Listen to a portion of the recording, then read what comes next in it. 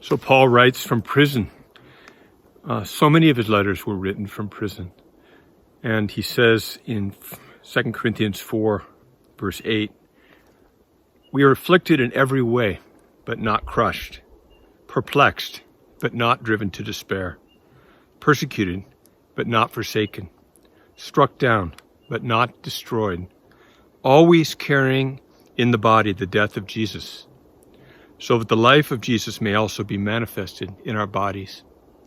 So in following Jesus in his movement, in his guerrilla-like movement, we can expect life to get precarious, life to get difficult, and we can expect to be called to engage in risky behavior. Verse 11, "For we who live are always being given over to death for Jesus' sake, so that the life of Jesus also may be manifested in our mortal flesh. So death is at work in us, but life in you." So Paul is talking about a lifestyle of giving of himself, of emptying of himself, of serving at great personal risk. And like the disciples that were sent out in twos to heal the sick, to cast out demons, to raise the dead, to do all the works of Jesus, to do all the works that got Jesus arrested and executed, Paul too experienced that persecution, as did the other apostles. Since we have the same spirit of faith, according to what has been written, "I believed, and so I spoke. We also believe, and so we also speak. We bear witness," martyreo, the word that martyrdom comes from, "knowing that the one who raised the Lord Jesus will raise us also with Jesus and bring us with you into his presence. For it is all for your sake, so that as grace extends to more and more people, it may increase thanksgiving to the glory of God."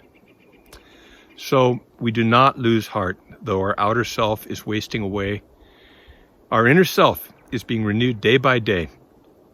For this light, momentary affliction is preparing for us an eternal weight of glory beyond all comparison, as we look not to the things that are seen, but to the things that are unseen. For the things that are seen are transient, but the things that are unseen are eternal. So what does that look like for you? What does that look like for me? How do we look to the unseen?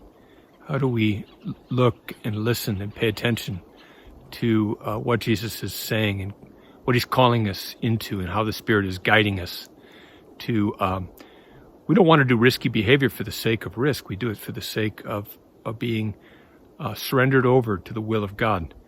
And the will of God often involves risky behavior.